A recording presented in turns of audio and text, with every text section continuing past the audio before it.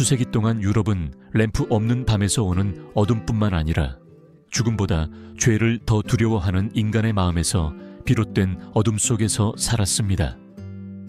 중세는 침묵이 말보다 무겁고 신앙과 두려움이 수도원과 성의 돌복도를 손잡고 걷던 시대였습니다. 교회 종은 단지 기도를 부르는 소리가 아니었습니다. 그것은 단 하나의 금지된 생각만으로도 영혼이 길을 잃을 수 있다는 경고이기도 했습니다. 그 시절 진리는 찾아지는 것이 아니라 복종되어야 하는 것이었습니다. 책과 지식의 주인이었던 교회는 무엇이 순수하고 무엇이 단죄받아야 하는지 정했습니다.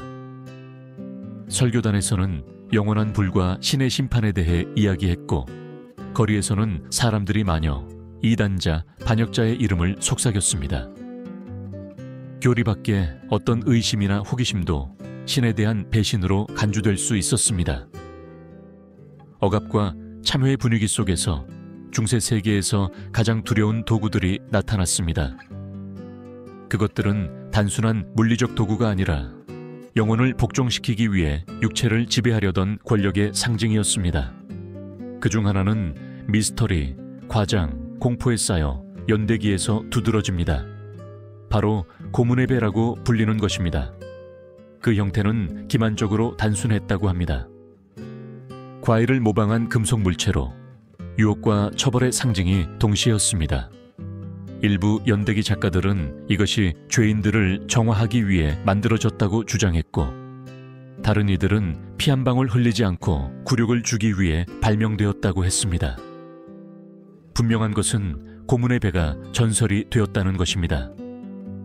부모들이 자녀들에게 호기심의 한계를 경고하기 위해 낮은 목소리로 들려주던 이야기 중 하나였습니다. 하지만 그것은 정말 중세 시대의 악마적인 발명품이었을까요? 아니면 집단적인 두려움에서 태어난 신화에 불과했을까요?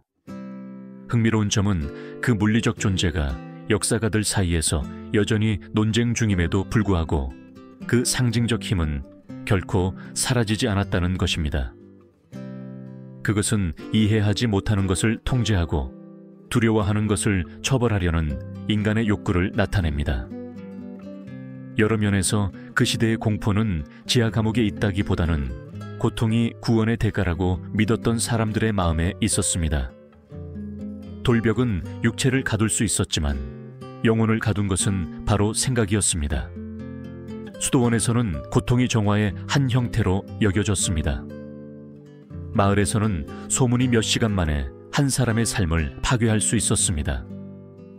그리고 왕들이 금으로 왕관을 쓰고 사제들이 신성한 권위를 지니는 동안 백성들은 말 한마디, 시선 한 번, 욕망 하나가 자신들을 희생자로 만들 수 있다는 끊임없는 감각 속에서 살았습니다.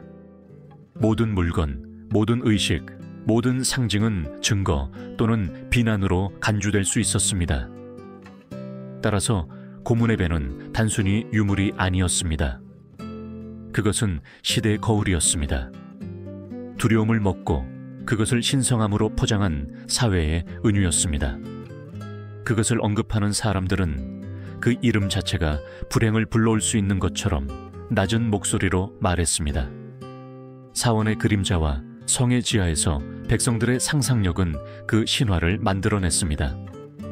오늘날 우리가 뒤돌아보면 그렇게 아름다운 대성당을 지은 문명이 어떻게 그토록 어두운 물건들을 생각해낼 수 있었는지 이해하기란 거의 불가능합니다. 하지만 어쩌면 그것이 인간 존재의 역설일지도 모릅니다. 자신의 죄책감을 속죄하기 위해 아름다움을 창조하는 것. 중세는 단순히 철과 불의 시대가 아니었습니다. 그것은 두려움이 신앙으로 위장했을 때 무엇을 할 수 있는지 보여주는 반영이었습니다. 그리고 그 어둠의 심장부에서 오늘날까지 우리를 전율하게 하는 이야기가 태어났습니다. 결코 먹히지 않았지만 침묵과 수치심의 맛을 남긴 과일의 이야기. 누가 그것을 실제로 발명했을까요? 그리고 어떤 목적으로? 그 답은 그 시대의 수많은 실제, 진실처럼 역사의 그림자 속에 숨어 이야기되기를 기다리고 있습니다. 고문의 배의 진정한 의미를 이해하려면 중세 유럽의 숨막히는 분위기에 몰입해야 합니다. 그것은 단순히 전쟁과 전염병의 시기가 아니라 죄책감과 복종이 존재의 기둥이었던 사고방식의 시대였습니다. 인간의 영혼은 낙원의 희망과 지옥의 공포 사이에 갇혀 있었고, 교회는 두 세계 사이의 유일한 다리 역할을 했습니다. 영적, 정치적 권력은 서로 얽혀 있었습니다. 왕들은 신의 은총으로 왕위에 올랐고, 주교들은 누가 용서받고 누가 단죄받을 자격이 있는지 결정했습니다. 마을에서 사제들은 모두의 죄를 알고 있었고, 일요일 설교는 단순한 기도가 아니라 신성한 규칙에 도전하는 자들을 기다리는 영원한 형벌에 대한 경고였습니다. 이런 배경에서 인체는 도덕의 전장이 되었고, 욕망, 호기심, 반항이 싸워지는 땅이었습니다. 너무 많이 생각하는 여자들, 금지된 책을 읽는 남자들, 식물과 이야기하거나 별을 연구하는 농민들, 모두 악마적인 행위로 고발될 수 있었습니다. 소문, 강제 고백 또는 시선만으로도 운명이 결정되었습니다. 그리고 두려움이 법이 되면 정의는 존재하지 않게 됩니다. 당대 연대기 작가들은 고백이 어떻게 통제의 도구로 변했는지 자연스럽게 묘사합니다. 영적 행위로 시작된 것이 결국 감시의 도구가 된 것입니다. 고해 성사소에서 영혼의 가장 은밀한 비밀은 명성, 가족, 그리고 온 마을을 파괴할 수 있는 무기가 되었습니다. 그리고 수도원에서는 참회 개념이 점점 더 극단적인 형태로 변했습니다. 영혼이 쉬려면 육체가 고통받아야 한다는 말이 수많은 기도에 쌓인 학대를 정당화했습니다. 이러한 맥락에서 소위 정화 도구가 나타났습니다. 일부는 실제로 처벌하는 데 사용되었고, 다른 일부는 복종심을 불어넣기 위해 발명되거나 과장되었습니다. 물체가 실제로 존재했는지 여부는 중요하지 않았습니다. 본질은 사람들이 그것을 믿게 만드는 것이었습니다. 고통받는 것에 대한 두려움은 고통 그 자체보다 더 강력했습니다. 이렇게 질서가 유지되었습니다. 고문의 배는 미신과 통제의 세계에 완벽하게 들어맞았습니다. 그것은 말의 죄, 거짓말, 욕망 또는 배신을 처벌한다고 전해졌습니다. 누가 그것을 사용했는지, 어디에 보관되었는지 아무도 몰랐지만 모두가 그 이야기를 들었습니다. 그것은 살아있는 경고였고, 육체와 의지에 대한 절대적인 권력의 상징이었습니다. 일부 현대 역사가들은 이 전설이 후대의 창작물이며 19세기 대중의 호기심을 자극하기 위한 과장이라고 주장합니다. 그러나 그 신화의 본질은 당시의 논리와 일치합니다. 고통이 정화한다고 믿었던 시대에 몸 안에서부터 처벌하도록 구안된 유물이라는 생각은 터무니없는 것이 아니었습니다. 그것은 고통이 용서를 사는 통화였던 세계관과 일치했습니다. 르네상스는 아직 멀었습니다. 이성의 빛은 수도원 벽 사이에서 겨우 모습을 드러내고 있었습니다. 그 시대의 필사본에서는 유사한 물건들의 존재를 암시하는 그림, 메모, 고백을 찾을 수 있지만 구체적인 이름은 주어지지 않습니다. 중요한 것은 금속이나 형태가 아니라 메시지였습니다. 즉, 아무도 심판에서 벗어날 수 없다는 것입니다. 중세는 보이지 않는 구조, 즉 죄책감 위에 서 있었습니다. 그리고 죄책감은 얼굴, 처벌, 신성한 존재 앞에서 인간의 미미함을 상기시키는 유형의 형태를 필요로 했습니다. 그래서 누군가가 고문의 배에 대해 들을 때마다 철이나 톱니바퀴가 아니라 자신도 불행해질 수 있다는 두려움을 생각했습니다. 그리하여 교회의 그림자는 도시뿐만 아니라 양심까지 덮쳤습니다.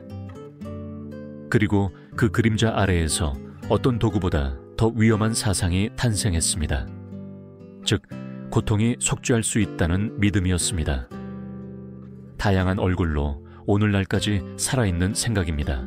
고문의 배의 존재를 처음 언급한 사람이 누구인지는 확실히 아무도 모릅니다.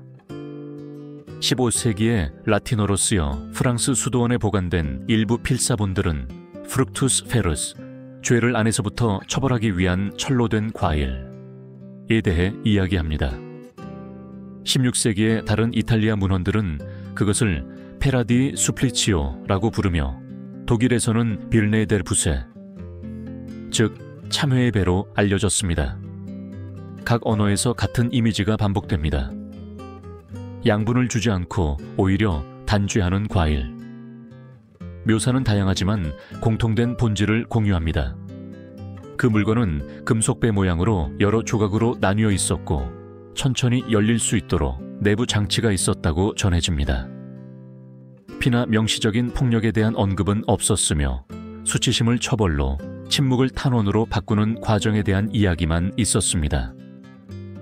그러나 그 디자인을 넘어 실제로 사람들을 불안하게 한 것은 그 상징적인 목적이었습니다. 즉, 숨겨진 것, 은밀한 것, 고백할 수 없는 것을 처벌하는 것이었습니다. 이단이 말에서 감지될 수 있던 시대에 두려움은 지배의 가장 효과적인 도구였습니다. 따라서 아무도 고문의 배를 본 적이 있다고 장담하지 못했지만 그 전설은 영혼을 얼어붙게 하는 속삭임처럼 유럽 전역을 휩쓸었습니다. 순례자들은 성규물과 함께 그것을 언급했고 성직자들은 설교에서 그것을 사용했으며 귀족들은 무자비한 정의의 상징으로 그것을 두려워했습니다. 하지만 그것은 정말로 존재했을까요? 이것이 역사가들을 분열시키는 질문입니다. 일부는 그것이 대중의 상상력의 산물이며 개개인의 가장 깊은 비밀까지 파고들 수 있는 교회의 권능에 대한 우화라고 주장합니다. 반면에 다른 일부는 물질적인 증거가 존재한다고 주장합니다. 개인 소장품에서 발견된 금속 조각들, 사법법전의 그림들, 그리고 그것이 영적 신문도구로 사용되었다는 기록들입니다. 19세기에 박물관들이 소위 고문의 배를 종교재판소에 진짜 유물로 전시하기 시작하면서 미스터리는 더욱 복잡해졌습니다. 조명된 진열장 속에서 대중은 그 유물들을 공포와 매혹이 뒤섞인 채 응시했고 자신들이 보고 있는 것이 역사인지 아니면 연극인지 알지 못했습니다. 때로는 진실이 실제일 필요 없이 마음에 영향을 미치기도 합니다. 결국 고문의 배는 그것을 주저한 철보다 더 넓은 사상을 구현합니다. 즉, 보이지 않는 것을 처벌하려는 인간의 강박관념입니다. 욕망, 생각, 말을 통제하려는 시도를 나타냅니다. 몸은 영혼과의 전쟁이 벌어지는 전장이 됩니다. 현대 심리학자들은 이 현상을 현대적인 자기 검열과 사회적 수치심의 형태와 비교했습니다. 중세사회는 정신을 복종시키기 위해 육체를 처벌했습니다. 오늘날에는 온라인 네트워크와 집단적인 시선이 평판, 실수 또는 차이점을 처벌합니다. 두 경우 모두 두려움은 통제의 도구로 작용하고 죄책감은 그 연료가 됩니다. 따라서 고문의 배는 강요된 복종의 은유로 이해될 수 있습니다. 그것의 존재가 물리적이었든 상징적이었든 중요하지 않습니다. 그 힘은 사람들이 그것을 믿었다는 사실에 있습니다. 그리고 두려움이 신앙이 되면 현실은 사라집니다. 특히 바로크 시대의 후대 연대기 작가들은 이 유물이 악마의 발명품이며 악이 신성한 정의의 모습으로까지 침투할 수 있다는 증거라고 주장했습니다. 그러나 다른 이들은 지옥을 두려워하는 인간이 자신의 손으로 자신만의 지옥을 만들 수 있다는 것을 상기시키는 것으로 보았습니다. 그렇게 신화가 탄생했습니다. 대장장이나 종교재판관이 아니라 어떤 대가를 치르더라도 영혼을 정화하는 것에 사로잡힌 문명의 집단적 상상력에서 말입니다. 고통이 진리로 가는 문이라고 믿었던 문명입니다. 그리고 세월이 흐르면서 고문의 배는 물건이 아니라 상징이 되었습니다. 권력과 두려움이 신앙과 혼동될 때 일어나는 일에 대한 이미지로 말입니다. 중세시대의 핵심에서 몸은 개인에게 속한 것이 아니었습니다. 그것은 교회에 의해 감시받고 도덕에 의해 관리되며 두려움에 의해 처벌받는 영역이었습니다. 신성한 법은 책에만 쓰여 있는 것이 아니라 육체에도 새겨져 있었습니다.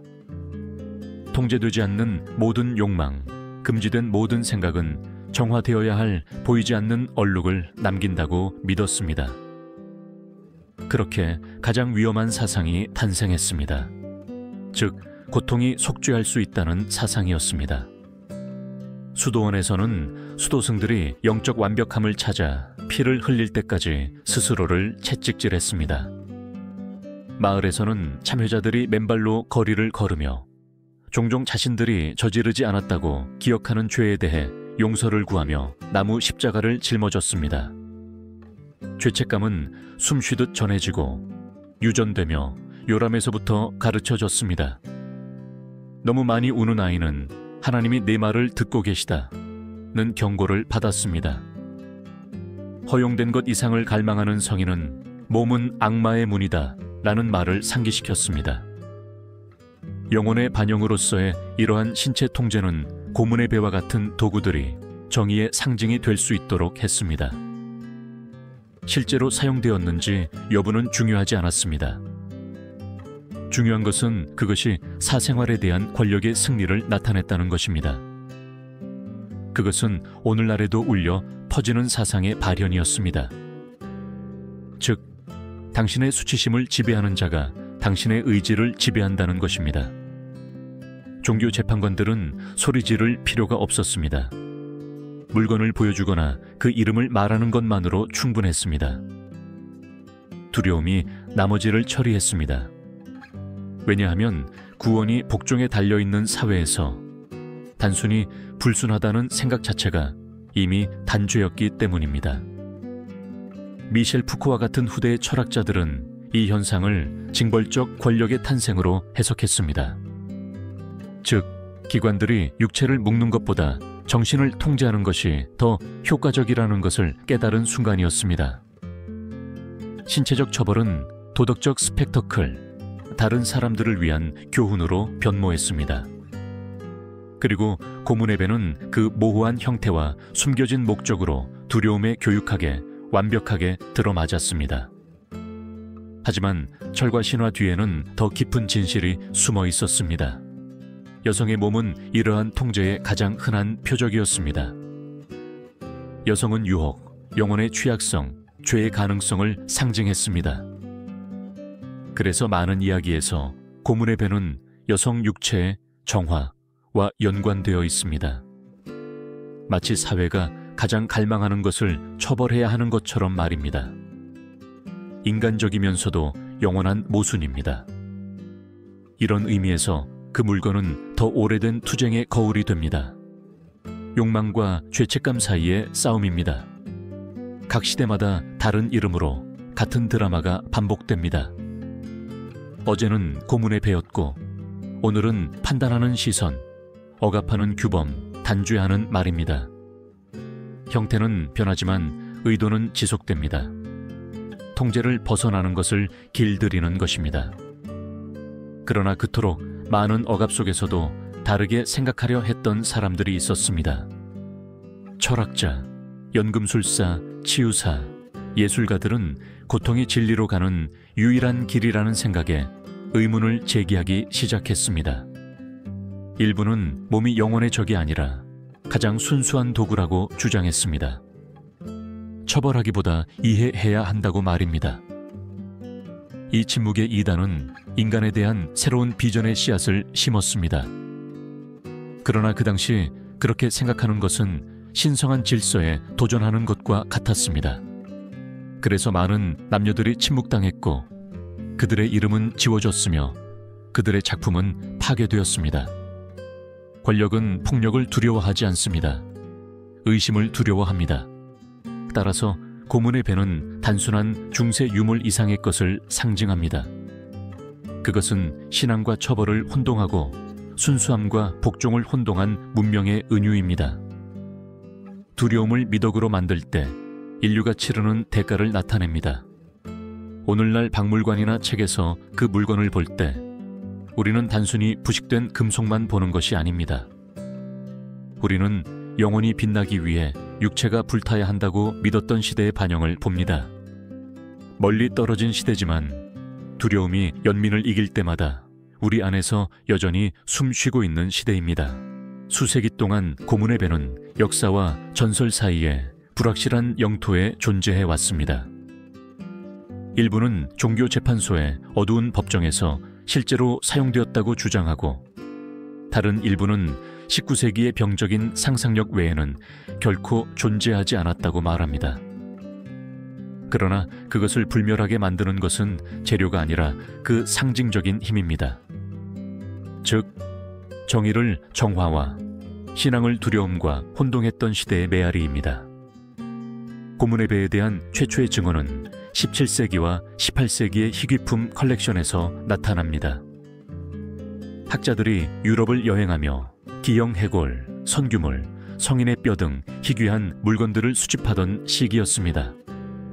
그리고 그 중에는 종교재판소에서 사용되었다고 알려진 유물들도 있었습니다. 일부 목록에는 금속배가 도덕적 교정 도구로 묘사되어 있습니다. 그러나 어떤 자료도 입증된 사용이나 희생자의 이름을 언급하지 않습니다. 모든 것이 사법 기록보다는 경고처럼 보입니다. 낭만주의가 예술과 문학을 사로잡으면서 신화는 자체적인 생명을 얻었습니다. 프랑스 작가들은 그것을 포일의 덩과스, 고뇌의 배라고 명명하고 성적 종교적 억압의 상징으로 만들었습니다. 예술가들은 꺼진 촛불과 부서진 묵주 옆에 그것을 그렸고 금지된 쾌락과 참회 사이에 투쟁을 나타냈습니다. 영국에서는 19세기 선정적인 신문들이 그것을 고대 감옥에서 발견된 악마적인 물건으로 이야기했지만 증거를 제시한 적은 없었습니다. 신화는 집단적인 필요에 부응했기 때문에 성장했습니다. 과거를 잔인한 것으로 상상하여 현재가 더 문명화되었다고 스스로를 설득하려는 필요였습니다. 그리하여 사람들은 조상들의 잔혹함에 경악하면서도 당대에 이미 존재하던 새로운 형태의 굴욕은 무시했습니다. 고문의 배는 의도치 않게 각 세대가 자신의 그림자를 비추어 보는 거울이 되었습니다. 그러나 현대 역사가들은 그 이야기를 해체하기 시작했습니다. 20세기의 일부 연구들은 유럽 박물관에 전시된 유물들을 분석하여 많은 유물들이 수세기 후에 주조되었으며 어두운 중세에 대한 대중의 매혹을 부추기기 위해 고안되었다는 것을 발견했습니다. 즉, 역사적 증거가 아니라 연극적인 유물이었던 것입니다. 다른 연구자들은 이 신화가 언어적 혼동에서 비롯되었다고 주장합니다. 포이레라는 단어가 의료용 또는 상징적인 물건을 지칭하는 데 사용되었을 수 있으며 시간이 지나면서 고문 도구로 오해되었다는 것입니다. 하지만 고문의 배가 실제로 사용된 적이 없더라도 그 지속성에는 깊은 의미가 있습니다. 그것은 죄책감의 형태를 부여하려는 인간의 필요성을 나타냅니다. 두려움을 가시적으로 만들기 위해 구체화하려는 필요성. 왜냐하면 보이지 않는 것이 항상 더 무섭기 때문입니다. 이런 의미에서 신화는 현실보다 더 진실합니다. 이 모든 것에는 역설이 있습니다. 학자들이 그 진위성을 논쟁하는 동안에도 고문의 배는 계속해서 진열장을 차지하고 소설, 영화, 전시회에 영감을 줍니다. 대중은 증거를 찾는 것이 아니라 감정을 찾습니다. 그것이 존재했다고 믿고 싶어 합니다. 왜냐하면 그 생각이 본질적인 질문을 던지기 때문입니다. 즉, 권력이 신앙의 이름으로 정당화될 때 인간의 마음은 어디까지 갈 수 있는가? 그리하여 신화와 진실은 김이 서린 거울처럼 혼동됩니다. 역사는 교훈을 드러내기 위해 항상 정확할 필요는 없습니다. 고문의 배는 실제가 아니었을지 모르지만 그것이 나타내는 바는 실제였습니다. 즉, 두려움을 통한 영혼의 지배, 구원으로 위장된 복종, 도덕적 스펙터클로서의 처벌입니다. 오늘날 그것을 전시하는 박물관들은 주의를 기울여 각 유물에 고문 도구로 사용되었다는 것은 입증되지 않았다는 설명을 덧붙입니다. 하지만 방문객들의 시선은 여전히 고정되어 매혹되어 있습니다. 마치 녹슨철이 아직도 과거의 속삭임을 간직하고 있는 것처럼 말입니다. 결국 우리를 가장 두렵게 하는 것은 그 물건이 아니라 우리가 그것을 다시 만들 수 있다는 생각이기 때문입니다. 두려움은 항상 가장 조용한 통치자였습니다. 군대도 왕좌도 필요 없습니다. 왜냐하면 모든 인간 안에 살고 있기 때문입니다. 중세시대에는 두려움이 무력으로 강요되는 것이 아니라 양심의 무게로 부과되었습니다. 그것은 어린 시절부터 가르쳐지고 설교에서 반복되며 고해 성사소에서 속삭여졌습니다. 그것은 단순히 신체적 처벌에 대한 두려움이 아니라 영원한 단죄, 신성한 은총 밖에서 방황하는 영혼이 될까봐 느끼는 공포였습니다. 종교 재판관들은 그것을 알았습니다. 군주들도 그것을 알았습니다. 성직자들은 수학적 정밀성으로 그것을 길렀습니다. 반항적인 백성보다 두려워하는 백성을 지배하는 것이 더 쉬웠습니다. 그래서 고문의 배와 같은 물건에 대한 이야기는 단순한 으스스한 이야기가 아니었습니다. 그것은 심리적 도구였습니다. 불복종을 피하기 위해 고통을 상상하는 것만으로 충분했습니다. 많은 경우 신화는 실제일 필요 없이 그 기능을 수행했습니다. 두려움은 복종을 만들고 복종은 권력을 영속시킵니다. 신학자들이 발견하고 통치자들이 완성한 이 방정식은 오늘날까지 작동합니다.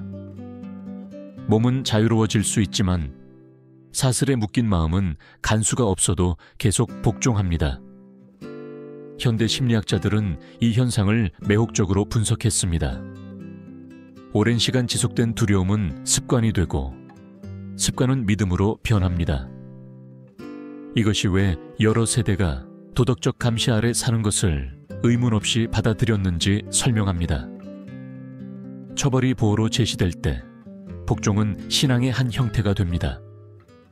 중세적 맥락에서 고문의 배는 그 보이지 않는 통제의 은유 역할을 했습니다. 그것의 존재는 자기 안에는 탐색해서는 안 될 장소, 입 밖으로 내서는 안 될 생각, 느껴서는 안 될 욕망이 있다는 것을 모두에게 상기시켰습니다. 그것은 몸이 아니라 영혼의 내면에 겨냥된 위협이었습니다. 그리고 여기서 역사는 불쾌할 정도로 현재와 연결됩니다. 사원은 변하고 종교 재판관은 변하지만 두려움은 여전히 권력에 가장 좋아하는 도구입니다. 오늘날에는 지옥의 불을 설교하는 대신 실패, 거부, 고독에 대한 두려움을 이야기합니다.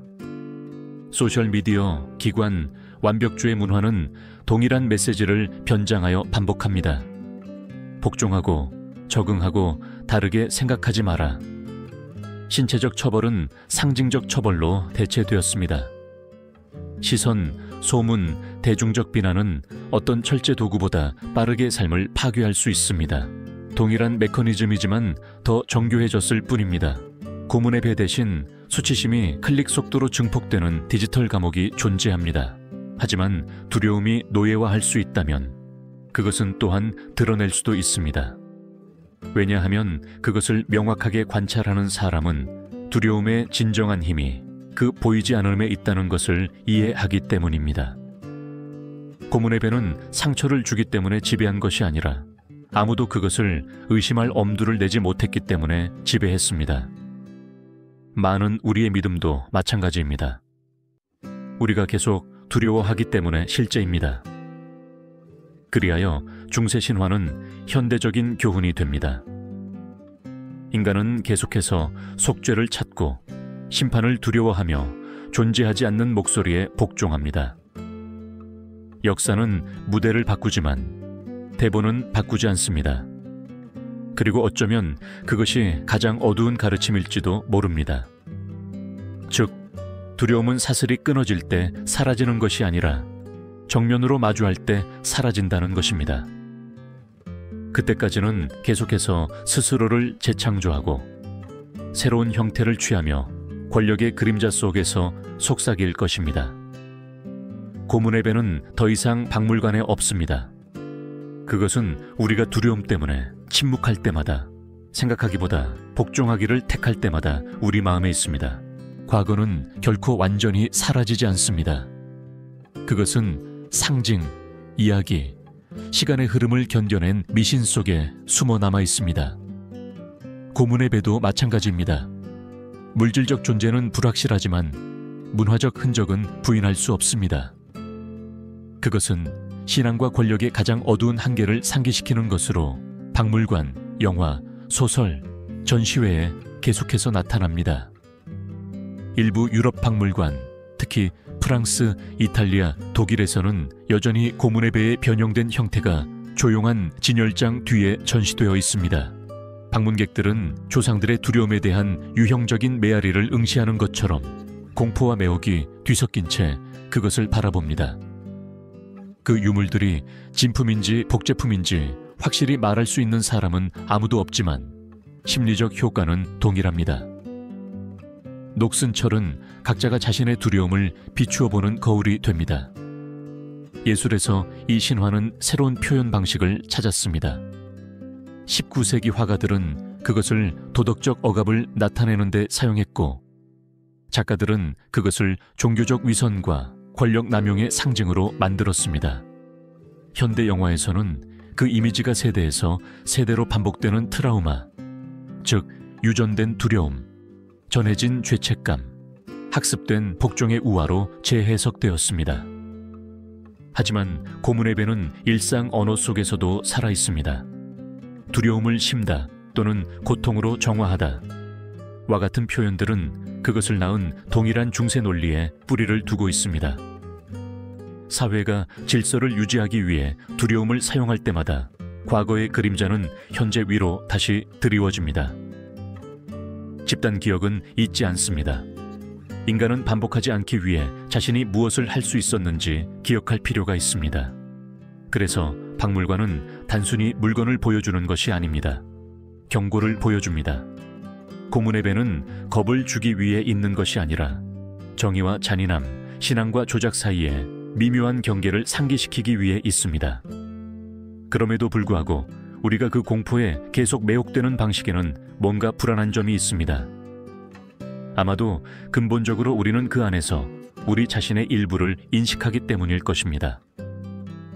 우리는 중세시대를 생각하면 경악하지만 계속해서 우리만의 현대적인 고문의 배를 만듭니다. 즉, 보이지 않는 굴욕의 메커니즘, 차이점을 처벌하는 구조, 공동의 선이라는 이름으로 침묵을 강요하는 시스템들입니다. 역사는 철처럼 녹슬지만 사라지지 않습니다. 그리고 각 세대는 그 무게를 어떻게 처리할지 결정해야 합니다. 반복할 것인지 아니면 의식으로 바꿀 것인지. 박물관으로 변모한 일부 수도원에서는 안내원들이 간단한 문장으로 설명을 마칩니다. 이것은 숭배하기 위함이 아니라 기억하기 위함입니다. 그리고 아마도 그것이 기억의 가장 고귀한 기능일 것입니다. 즉, 공포가 습관이 되는 것을 허용하지 않고 두려움이 다시 미덕의 이름으로 말하게 하지 않는 것입니다. 고문의 배의 메아리는 돌담에서 계속 울려 퍼지지만 인간의 마음속에서도 울립니다. 왜냐하면 두려움을 도구로 사용하는 사람들이 있는 한 역사는 동일한 처벌의 새로운 버전을 계속 쓸 것이기 때문입니다. 각 시대는 자신의 어둠을 뒤로하고 왔다고 믿습니다. 21세기 유럽인들은 중세를 멀고 거의 원시적인 시대로 바라보지만 고문의 배와 같은 신화를 낳은 통제 구조가 변형된 채 여전히 살아있다는 것을 인식하지 못합니다. 오늘날에는 철이나 불로 처벌하는 것이 아니라 침묵, 경멸 또는 무관심으로 처벌합니다. 그러나 메커니즘은 동일합니다. 즉, 두려움입니다. 소속되지 못할까봐, 지목될까봐, 평판을 잃을까봐, 규범에서 벗어날까봐 느끼는 두려움입니다. 중세 마을 사람들이 파문당할까봐 두려워 의심을 입 밖에 내지 않았던 것처럼 우리는 사회적 판단이 두려워 진실을 말하지 않습니다. 이전에는 종교 재판관의 시선이었던 것이 오늘날에는 집단적인 시선입니다. 이전에는 참회였던 것이 오늘날에는 비난입니다. 고문의 배는 디지털화되었습니다. 이러한 연속성은 불편한 진실을 드러냅니다. 인간은 스스로 안전하다고 느끼기 위해 계속해서 괴물을 만들어야 한다는 것입니다. 외부에서 찾지 못하면 스스로 만들어냅니다. 중세시대에는 괴물이 이단자였지만 오늘날에는 반대자, 이질적인 사람, 적응하지 못하는 사람일 수 있습니다. 그리고 모든 사회는 도덕이나 안전이라는 이름으로 자신만의 처벌 방식을 구축합니다. 그러나 역사는 또한 지식과 연민만이 이러한 순환을 끊을 수 있는 유일한 힘이라고 가르칩니다. 한때 참회의 증인이었던 대성당들은 또한 최초의 병원, 최초의 도서관, 두려움 없이 인간의 영혼을 이해하려는 최초의 시도들을 품었습니다. 어둠과 빛은 항상 공존해 왔습니다. 심지어 같은 장소에서도 말입니다. 고문의 배는 그 전설을 넘어 우리에게 그려야한 이중성에 대해 이야기합니다. 그것은 권력이 인간성을 잊을 때, 신앙이 지배의 도구가 될 때 일어나는 일에 대한 경고입니다. 그러나 그것은 또한 배우고 질문하고 저항하는 인간의 능력에 대한 상기이기도 합니다. 모든 세대마다 다른 사람들이 침묵하는 것을 감히 묻고 두려움에 굴복하는 대신 두려움을 정면으로 마주하기로 결정하는 사람이 나타납니다. 종종 박해받고 침묵당하거나 무시당했던 그 목소리들이 결국 사고의 사슬을 끊습니다. 그들 덕분에 중세의 어둠은 르네상스의 빛으로 이어졌습니다. 그리고 그들 덕분에 인류는 비록 원을 그리며 걷는 것처럼 보일지라도 계속해서 전진합니다. 고문의 배의 철은 녹슬었지만 그 교훈은 남아있습니다. 즉, 두려움에 의존하는 어떤 시스템도 영원히 지속될 수 없다는 것입니다. 강제된 복종은 굴종을 낳지만 결코 신앙을 낳지 않습니다.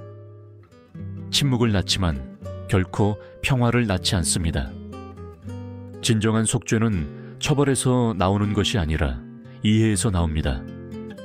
어쩌면 그것이 과거가 우리에게 남기는 가장 중요한 가르침일지도 모릅니다. 즉, 역사는 운명 때문에 반복되는 것이 아니라 망각 때문에 반복된다는 것입니다. 그리고 기억하는 사람들, 박물관에서 그 오래된 유물들을 보며 어떻게 이런 일이 가능했을까라고 묻는 사람들이 있는 한 다시는 그런 것들을 만들지 않을 희망은 여전히 있을 것입니다. 고문의 배는 과거에 속하지만 두려움에 지배당하는 모든 마음속에 그 메아리는 계속 울려 퍼집니다. 그리고 그 메아리가 사라지고 연민이 죄책감보다 강해질 때 비로소 우리는 중세시대가 마침내 끝났다고 말할 수 있을 것입니다.